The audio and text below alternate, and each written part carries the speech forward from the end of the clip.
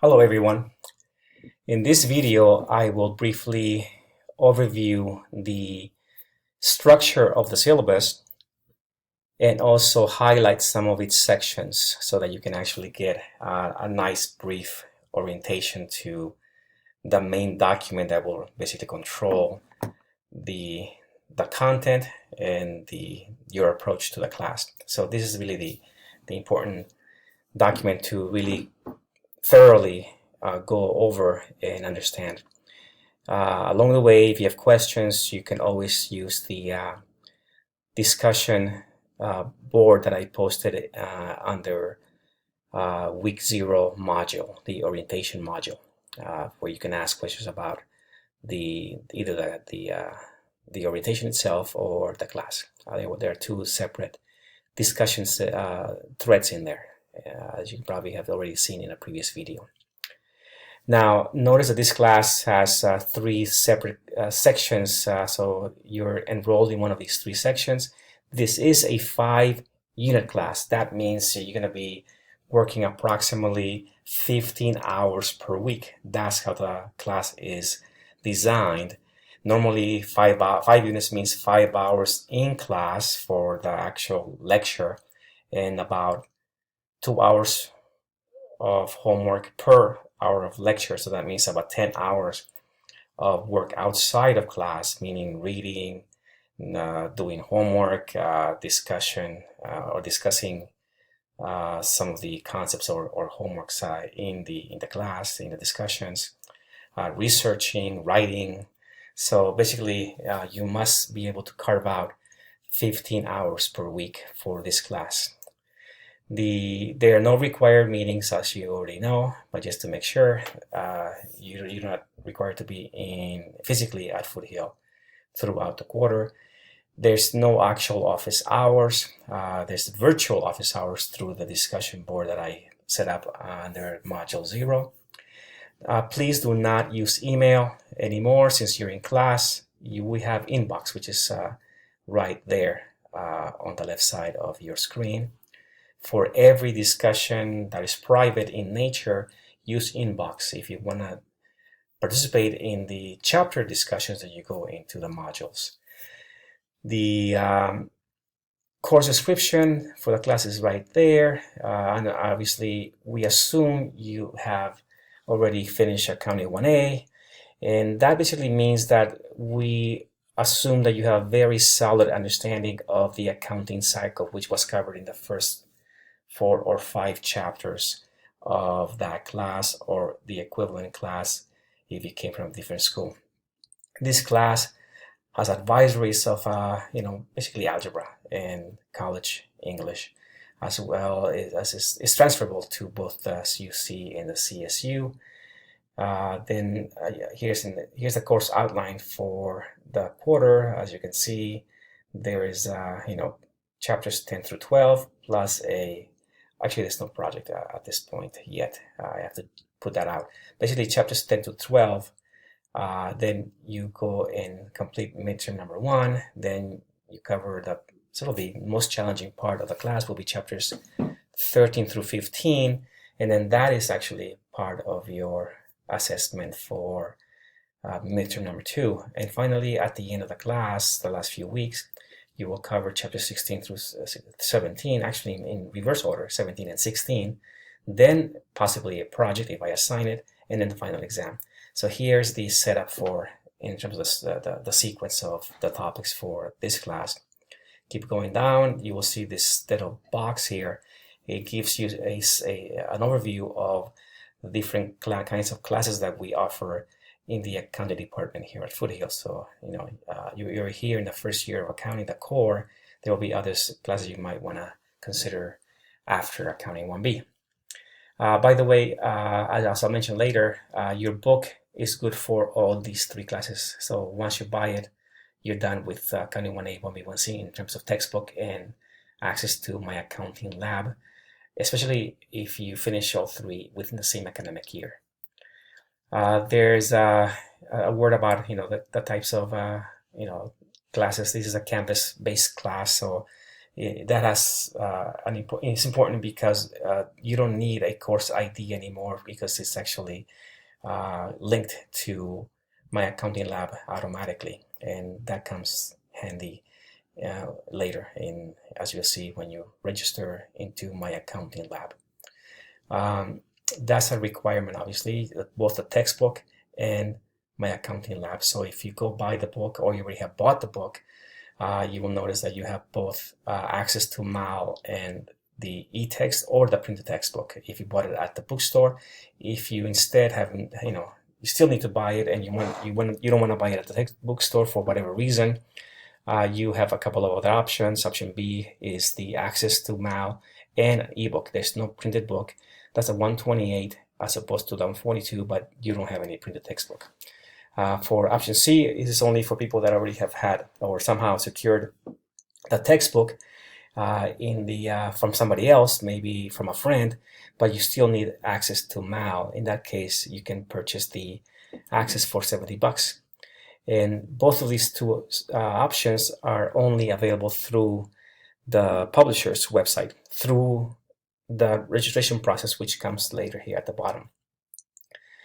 This option is actually available at the bookstore at Foothill, both online and face-to-face.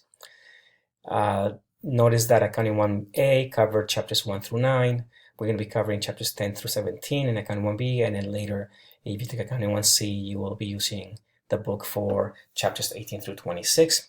In terms of registration for MAL, normally you would need a course ID, which is in this section, and then the access code that came with the book when you bought it, 16 digits. That you still need, but you don't need the course ID anymore.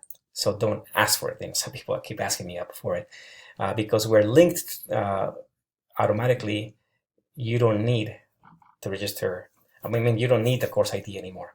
So you will be able to go through this link over here, and once you hit the link, and I think if I go there, you won't be able to see it actually, but let me try it. Maybe let's see how it looks. This is my instructor view, so it will be a little different than yours. But initially, when you first try to register, you're gonna actually hit one of these two links. It will take you through a process that I will explain in a different video. Let me go back to the syllabus. And again, when you register, you will need the access code, go through the process, create an account if you don't have one yet, and you'll be set. Now, here's an additional handout that explains the same thing that I just said. Now, for whatever reason, if you don't have the money at the moment, you haven't bought the book before, you have a temporary access option. The same registration process that I just sort of mentioned will take you to this screen right there, and at the bottom you'll see in temporary access without payment for 14 days. Obviously, eventually, within 2 weeks, you need to then purchase these two options here, or purchase the code and textbook from the bookstore and upgrade at that point. In terms of course communication, as I said in the previous video announcements, you must view and read all announcements every time you log in. That's the only way to keep updated with the class. Okay, and so I'm asking you to do minimum of 3 logins per week. I only keep track of one at the beginning of the week through each of the modules from weeks 2 through 11. But obviously, 1 for your class participation. I'm sorry, for your login and attendance grade. 3 is my minimum recommendation. But obviously, the more you log in, and I would recommend highly that you do log in every day. It's better if you do that. Email, don't use email, use inbox again. For any questions regarding the actual content of the class, the chapters, go into the discussion CP discussion threads in each of the modules for each week. There's an virtual office hour thread under module 0 to ask questions about the class. And let's see, in terms of my response time, as is the case for everybody, the requirement is between 24 and 48 hours after you post something, especially after you do an inbox or private message. I usually scan those within hours, and maybe 12 hours or so at the very latest. So I'm much faster than the recommendation of 24 to 48 hours. But keep that in mind that the class runs from Monday morning through Friday at noon. That's the official time of the class. Weekends I reserve for me to get prep work done, to grade, to basically even have a little bit of a social life. So make sure you do maintain that in your head in terms of getting help from me. So do that, okay? At times I do come around and if I have time I do help over the weekend, but normally again Friday at noon. Otherwise you may not get your response until the following Monday. There's some other sections here that relate to etiquette, course assignments, and I give you a little more info about the course assignments themselves. So you can actually, by the way, the biggest thing that I want to mention here is that the class calendar in the syllabus below here, you'll see in a second, is what actually controls every single due date. There will be other dates that are not exactly matching because I want to extend certain things for people, such as the deadlines that at times I need to extend inside of the modules or in my accounting lab for different reasons. But in reality, you always have to use a class calendar as the way to know when things are due. And so that will be reflected also through the weekly agenda that I send out every week and through other announcements that we're making. Let's see. There will be other things here. You read this on your own. You can do that. And then below here you see the graded components. 5% of your overall grade will be the logins. I expect again 1 per week from weeks 2 through 11. And so if you do that, you will earn 2% of your overall grade. Participation is the postings once per week per chapter. And again, weeks 2 through 11 will be 10 of them, and you will earn 3 points. So in total, 5 graded points of your 100 for the overall grade for the class comes from logins, attendance, meaning or class participation. There's a check-in thing that has check-in bio kind of posting at the beginning that has no points, but if you don't do it, you cannot stay in the class. There are 7 little quizzes. I call them reading checks, 1 per chapter, and there are actually 8 of them, and only 6 count. Actually, this is a mistake. I have to change this to 6. 6 account, so the 2 lowest scores are going to be dropped automatically. And as you'll see, the gradebook actually keeps track of these low scores throughout the quarter, so don't get freaked out when you see some low scores dropped at the beginning that are obviously you don't know what's going to be the lowest at the end. So the system just basically drops throughout the quarter what's the lowest, and at the end it will be fine. So again, 6 of the little quizzes, reading checks count 1 point each, so 6% of your grade is the little quizzes. 7 of 8 homeworks count, so 7 times 3, 21% is the homework. And again, the assigned items are going to be listed below in the class calendar.